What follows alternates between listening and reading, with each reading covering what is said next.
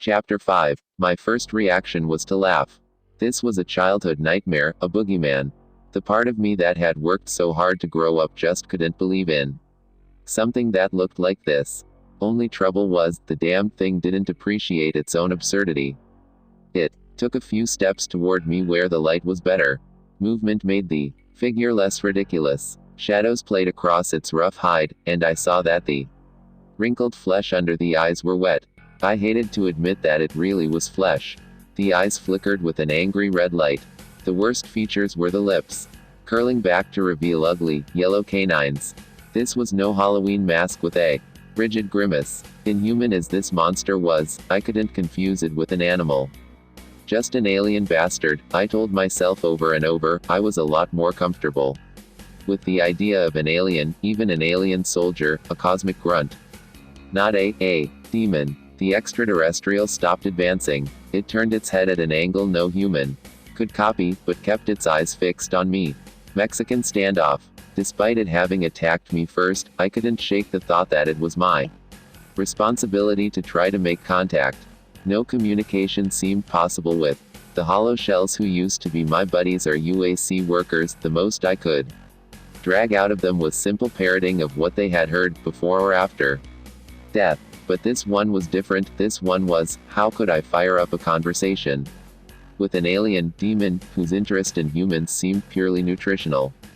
"Who are you?" I asked. I figured it wouldn't know English, but might at least guess from the tone what I had asked. But it threw me a curve by smiling wide, and silently mouthing the same question, "Who are you?" seeming to mock me. I tried again. "Human being," I said, tapping my armored chest. "Understand? Do you talk?" "Nothing. Nada." I took a calculated risk. I wasn't about to put down my weapon, but I slowly extended one hand, palm forward, in what I hoped was a universal symbol of non-aggression. There was a response, but I didn't quite know what to make of it. The grotesque humanoid slowly lifted its right hand up to its shoulder and stroked the white protrusion of bone, allowing its thumb to linger on the sharp point.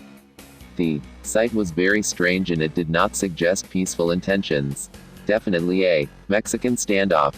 I suddenly got nervous about leaving my hand exposed. The sharp teeth suggested a healthy appetite. I became acutely aware of my environment. The bubbling, green sludge behind me burbled louder, and for the first time, I thought I heard the monster breathing. The breathing stopped. Pure instinct took over. Soldiers sometimes take a sharp breath just before attacking. Some hold their breath as the floodgates open, releasing enough adrenaline to turn coward into hero. The monster attacked so quickly I couldn't have gotten a shot off even if my sig cow hadn't jammed. Whatever the thing was, it was not stupid. It charged me, clawing for Ray throat with one set of nails while the other hand fended off my bayonet. That was the only good news. If it was afraid of my blade, then surely the alien would bleed if I stuck it. If I stopped pushing and suddenly pulled with the monster, instead of against it, I fell backward, and 400 pounds of leathery skin and iron muscle dropped on top of me, and right onto my bayonet. With an inhuman scream that nearly ruptured my eardrums, the demon died, convulsing a few last times before instantly stiffening into what felt like a stone statue. I was mighty damned glad to learn that demons did bleed, at least on Phobos. I was relieved for some reason that the blood was red. I was less pleased to feel the stone weight of the monster crushing me into the floor. Jesus and Mary, did I wish I could turn off the Phobos gravity generator. Just for a moment. Years spent in Catholic school came back to me. I remembered an old penguin, Sister Beatrice, who was obsessed with the biblical injunction to avoid unclean things. Unclean things. My stomach heaved, shaking the body off me with more strength than I'd ever experienced before. I almost vomited on the very spot where blood pulsed out of the alien's belly wound. Jumping too quickly to my feet, I slipped in the slick, red goo, right next to one of the bubbling pits of green sludge. Heat poured from the boiling, green liquid waste. I didn't want that stuff any closer to my face than it was already. I had a feeling the luminescence was not harmless phosphorus, and this didn't seem the time to run any tests. I took a moment to catch my breath. It had been difficult enough to accept the fact of people, buddies, turned into zombies. But this thing at my feet meant Anything could happen next. I didn't want to let my imagination run wild. Reality was bad enough at the moment. Not since childhood had I really felt a desire to pray. The first monsters of my life had been stern nuns refusing to answer the questions of an inquisitive mind.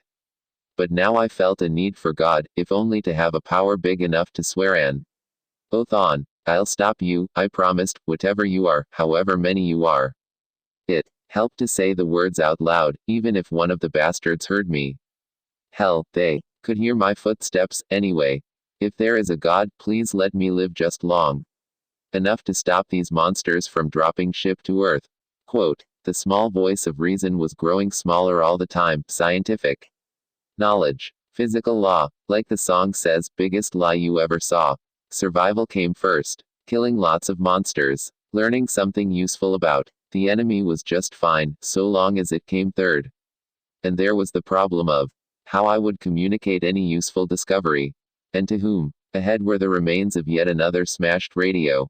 A human hand still touched the controls. The hand was not attached to an arm.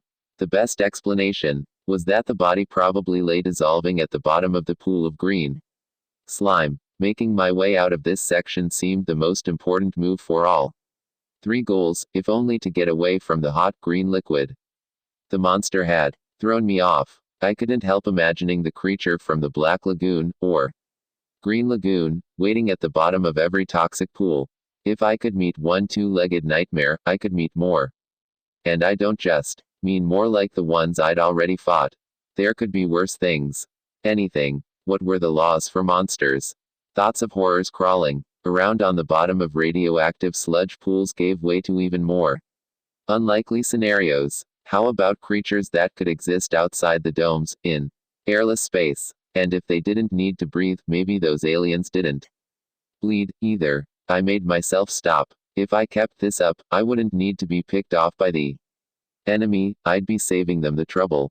I heaved a sigh of relief to leave the toxic spill room, clearing the jammed brass from my SIG-COW receiver. It made little difference. I only had 2 or 3 rounds left and nowhere to stock up. As if being rewarded for a bad attitude, there was another collection of inanimate dead just through the doorway, awaiting inspection. For the first time since this nightmare began, I actually felt relief at the sight of human corpses. At least they were human. Not zombies, not monsters. If I'd been more careful, or paying more attention to my imagination, it might have occurred to me that one of the zombies could be pretending to be a corpse. But somewhere in the back of my brain I had already figured out that the zombies were no-brainers. They weren't about to pull tricks. There was something very reassuring about thinking about things that weren't possible, or at least not very probable. Sure beat the hell out of imagining super monsters that could do anything. As I surveyed the dead men, the damaged weapons, the lack of ammo, and for dessert, a smashed radio, I finally understood what must have been going through the minds of these soldiers as their lives were ripped out of them. I understood why they hadn't done the intelligent thing and withdrawn. Regrouped, reported, they'd been so overcome with revulsion, just like yours truly, that they'd simply charged into the mob of zombies. Monsters. In a berserker fury, killing anything that got in the way. They stopped thinking and started reacting instead, and were cut down, one by one. A heavy rumble from behind grabbed my attention, setting a new record for spinning around. I realized I had to go back into the blasted toxic spill room to check this out. So I did. The latest surprise, when I killed the monster, it evidently fell across a lift lever I hadn't noticed. I arrived at this conclusion because of the large metal platform which finished lowering itself right in front of my nose. Beyond the lift was a brand new corridor I hadn't seen before. To enter or not to enter? That was as good a question as any I'd had all day. Staying behind meant facing inconceivable danger and unimaginable odds. Whereas going forward meant facing unimaginable danger and inconceivable odds. Or something. The corridor ahead had 2 appealing features. There were no slime pits and the light was brighter. The latter decided me. There had to have been some good reason to make the choice I made. I backed up and took a flying leap. Fear lent my feet wings, but not jet engines, unfortunately. I landed short and teetered on the edge of the biggest pool of green crud in creation. I windmilled my arms. If I hadn't stepped back, I would have fallen back. For a second, all my foot felt was icy, icy cold, as if I'd stepped into liquid nitrogen. Then the pain struck. I tried to yank my foot free, but my muscles wouldn't respond. My leg was on fire from toe to thigh. I lurched forward, falling on my face. My foot was free of the toxin, but I shouted through clenched teeth. Fighting a suicidal impulse to grab my still wet foot, I wrapped my arms around my gut instead. If a zombie or monster demon had stumbled across me, then it could have snuffed me with my blessing. It was minutes before the throbbing pain in my leg subsided. I scraped my foot against the floor, rubbing off as much of the toxin as I could, but my leg swelled tight and angry red inside my ruined boot. But at least, thank God, the pool was behind me. The new corridor seemed antiseptic and clean after what I'd just stepped in. If there were unpleasant odors, they didn't penetrate my visor. I followed the corridor until I came to a room on the right. Something made me hesitate about going in. It wasn't a sense of danger or anything like that.